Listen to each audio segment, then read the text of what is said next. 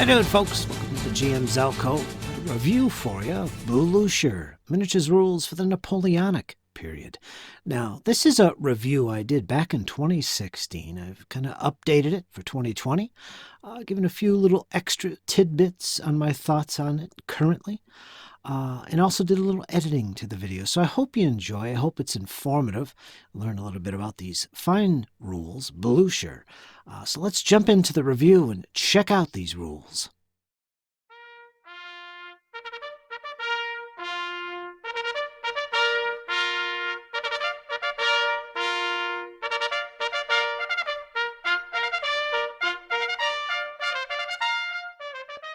Welcome back. Got another review for you. This time Blucher, or Blucher, depending on how you want to say it. Game by Sam Mustafa from Honor Games. Get right into it.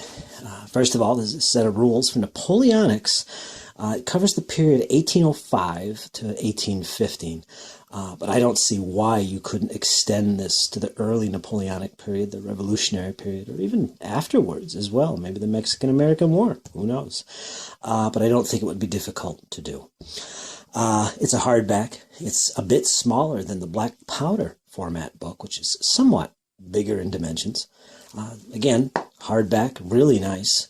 I think it's 176 pages in all, as you can see, with an index. High gloss pages, full color.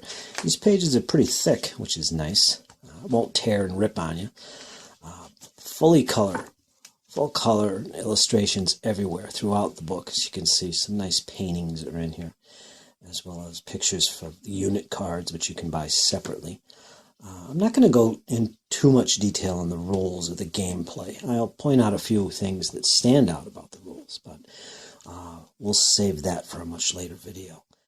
The actual book itself, like I said, it does have an index in the back, a one-page index of commonly used terms, as you can see, which is useful. I've used it a few times. That's nice to see. It does have play sheets in the back of the book, which you can download for free as well on the Honor Games website.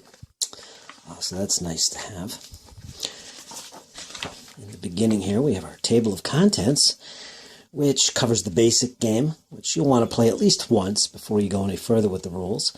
Then it goes into the advanced game, which is basically how to play with miniatures. Now, the assumption here is that you eventually will play with miniatures, but the rules are described in terms of using the cards, which you can also get on Honor Games' website. And these are used instead of miniatures. And Sam Mustafa has produced a whole bunch of these for all the armies in the book from the period, where you can use these cards instead of miniatures. You have all their stats, special traits, point value if you're using the army building system in the rules, movement rates, their elan, which is probably the most important stat feature you'll see in the game. It's basically the number of dice you roll in melee, and when you shoot, as it goes down, your unit eventually breaks and it's removed from the table. And this side is used when the unit is hidden. Yes, the rules do use hidden movement, but there is rules in there optionally not using hidden movement. You don't have to use hidden movement rules. Next section we're going to look at, there's a nice introduction, which goes in the turn sequence. It's basically 5 phases in the sequence. Starts off with the information phase, where basically the active side tries to reveal hidden units, things of that nature. Then it goes into the movement phase, followed by fire phase, followed by combat phase, and finally the status phase. That's where you check for reinforcements that might arrive on the table, or to see if one side or the other has broken or lost the game. Now there's 30 turns in the game. That's 15 turns per player, basically. Full day of battle is then ended after 30 turns. And you keep track of those during the game. So that's the introduction. It goes about talking about the unit cards, how the information on them is used. It talks about how dice are used, how measurement is made, the representation of units. The standard game, your basic unit is brigades of infantry and cavalry, which is for infantry 2,000 to 3,000 men, cavalry 1,000 to 2,000 men, and artillery are massed batteries of 18 to 24 guns. So this is a grand tactical game, multi-corps, army level games, army level battles. You can fight out full battles with these rules. That's the intent of them.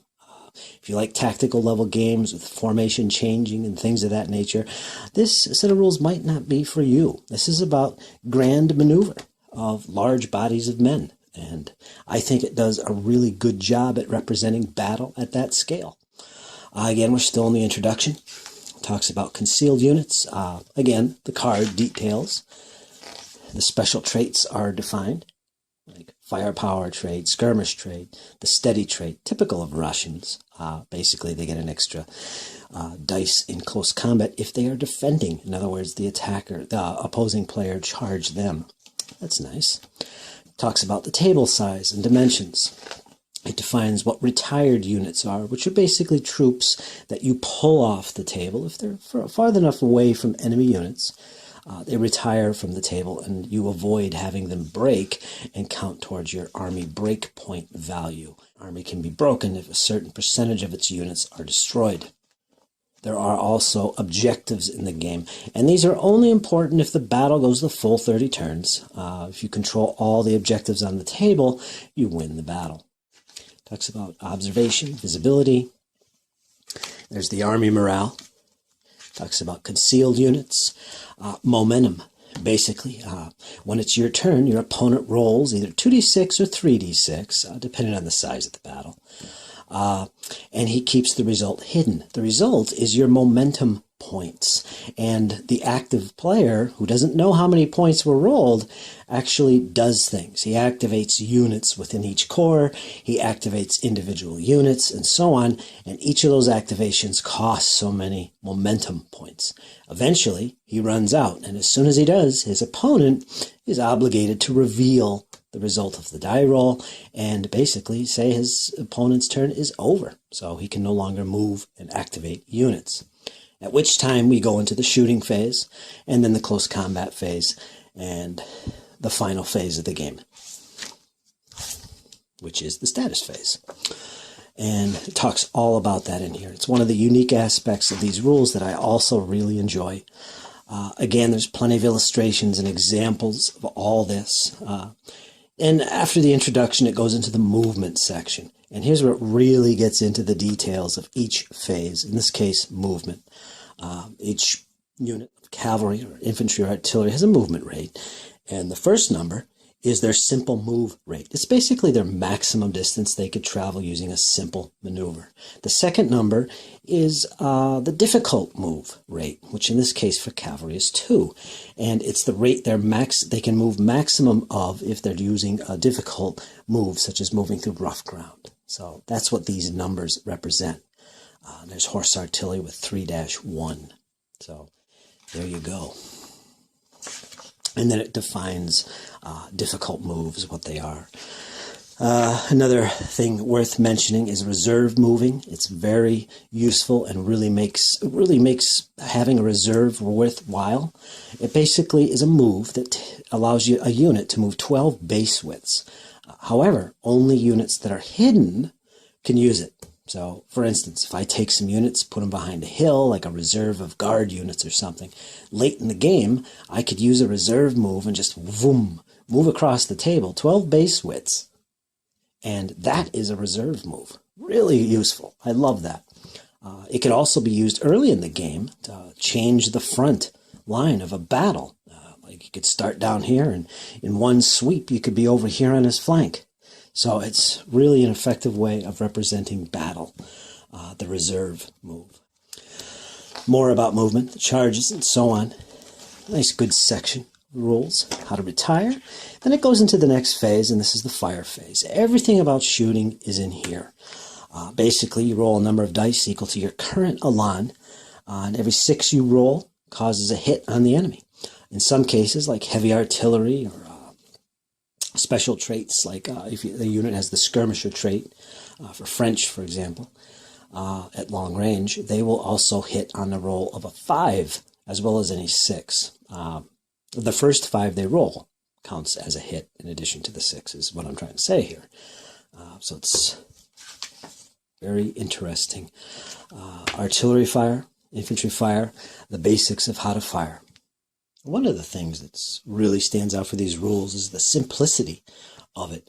For example, the firing mechanics. There's basically a whole bunch of reasons to have a penalty when you shoot. However, there's only one real effect, and that is you half your dice. For example, for artillery that is shooting at a target in cover, or that's concealed or obstructed, or an opposing artillery unit, if any of those apply, the shooting artillery halves the number of dice. Just one time, and that's the effect of a penalty. And it's similar for infantry. Bonuses are along the same lines, only instead of halving the dice like you do with a penalty, it's simply that you also hit on the roll of a 5 as opposed to just rolling 6s. And of course, to hit, you need to roll a 6.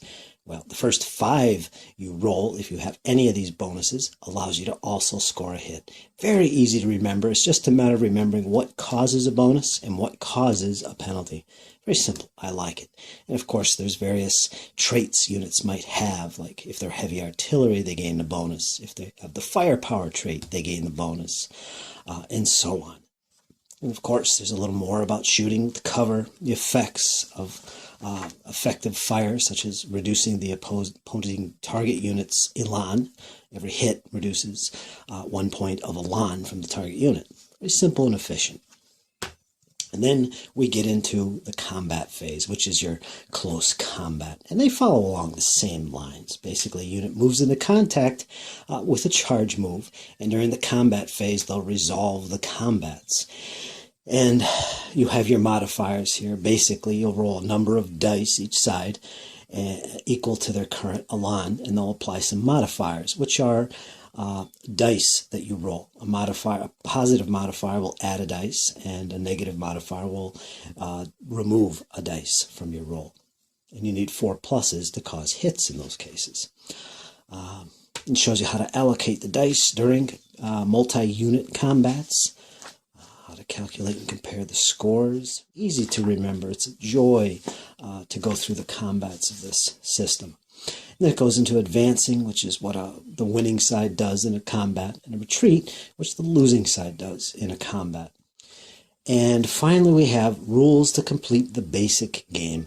Simple things like adding urban areas, how to garrison built-up areas and such, as well as river crossings, how to set up quick games or pick-up games, how to calculate victory and defeat. And I covered that with the objectives in the break point of the army. And that's pretty much it. And then you're ready to get into the advanced game. Before we get into the advanced section of the rules, it's worth pointing out some basics of the system, and that is how units are represented and how we measure distances in this game. And this is one of the parts I really love about this game. Now, for instance, up here we have a possible way to represent an infantry brigade.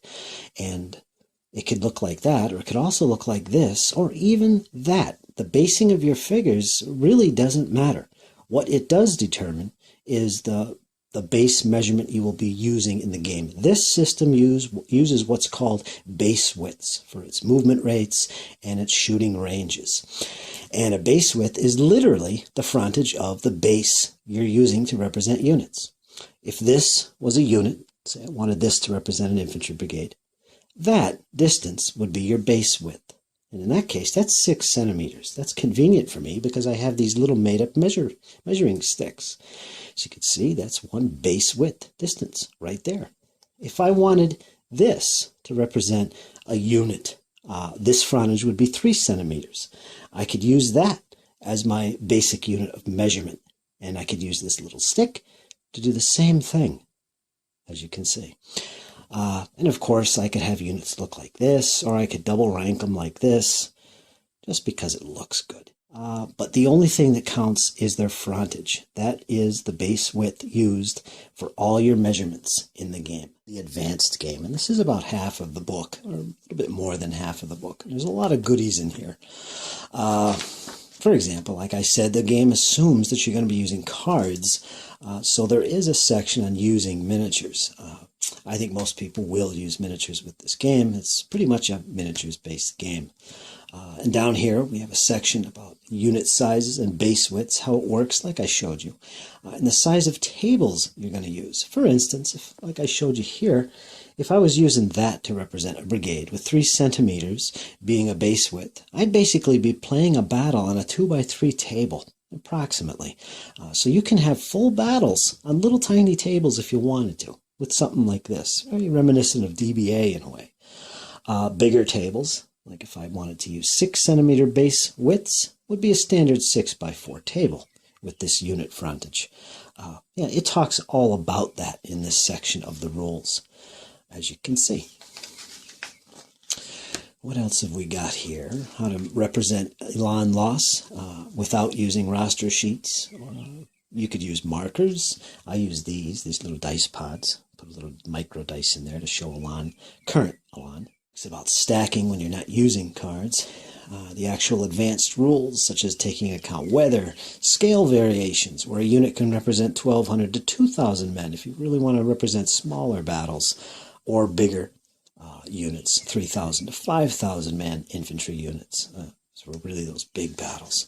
Talks about that. Talks about reinforcements and how they are brought onto the table, how that works. It talks about multiplayer games, entrenchments like you'd see at Borodino and such, mixed brigades like you see with the Prussian army, how rally works. All right, a unit can bring back lost elan. Some sub-commanders have this ability as well. They can rally a unit they're with and bring back some elan. Usually it's a die roll to see if they can pull that off, though. Talks about artillery and how they work in the game and how you can convert actual historical orders of battle into game turns. Nice section here. Overstrength and understrength units, typically used in scenarios that you create or historical recreations. That's a section there. Army exhaustion. After about 20 turns, the armies have less momentum dice available to them, so they can accomplish less. This is an optional rule if you want to use that. Be a little bit more realistic. In the next section, we talk about personalities like Napoleon and Kutuzov, all the major generals that were leading armies during the age. They oftentimes are represented with special abilities. Like, for instance, if we look at Napoleon here, one of the cards, and again, I use these during games as informational cards. In this case, in the early Napoleon, there's 2 versions of them. This is the early. He has the legend ability and excellent staff work. And if we look this up, we'll see here excellent staff work. Basically, the first core activation the French army makes, if Napoleon's leading, they can use excellent staff work, and that allows them to activate any number of units for just 2 momentum. Normally, with a core activation, it would cost 1 point per unit. But in this case, no matter how many units, it only costs 2 momentum. Fabulous little special ability there. And of course, legend allows him, the army he's leading, to break when they lose half of their units, as opposed to normal, which is 1/3 of the units, or 30%. And then it talks about sub-commanders, which basically work the same way, a similar way. They're represented on the table with a marker like a figure, and they have special traits as well, such as being vigorous or being inspiring or a hero like Ney. Ney has the hero ability. That allows him to rally a unit, for instance, since we were talking about rallying. Ney's good at that. Artillery officers, cavalry officers, and so on. And now we get into the section about army building. Now, this whole section is about army lists. Here we have the Austrian army list. This is the basic layout. It tells you how many corps you can have at a minimum that you have to have. The minimum corps size, 4 units, in this case of the Austrians. Maximum sub-commanders, only 1 for them. And the point values of the various sub-commanders. The Archduke Charles, he's not a sub-commander, but he's a C&C. You can take him for 25 points to lead your army. And he has the mobile trait, and so on and so forth. So it has a whole section on all the armies that you'll find during the 1805 to 1815 period, and sometimes a couple versions of the same army. For instance, the early French from 1805 to 1812, and we have the later French army from 1813 to 1814. 2 different armies, some different sub-commander choices. And during the late period, Napoleon only has the legend ability. Whereas before, if you remember, he has legend and staff work. So it represents that fairly well. It talks about how your army's organized with guard corps and guard artillery. And, unique features of each army, so it will be more historical or realistic on the table.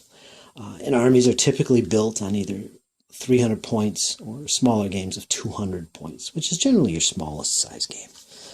And then we have the Ottomans, and we have Prussians, the British are in there, the Russian army list, which I've used quite a lot. So again, special rules for the army as they apply. We got the Spanish, who are actually a very cool army. They got all kinds of special abilities here. Extra terrain choices, and they represent guerrillas with all kinds of special abilities like being able to delay the enemy. No prisoners, counterstroke, ambush, all kinds of fun things here. I love it. And it's got a nice little convenient summary of how army building works. This is mainly intended for people that want a quick pickup game. It works great. It's very smooth, quick and easy to build a list. As you can see, the point values of the units are simple numbers. They're not going to be modified, like Prussian Guard units or Grenadier units are 18 points each.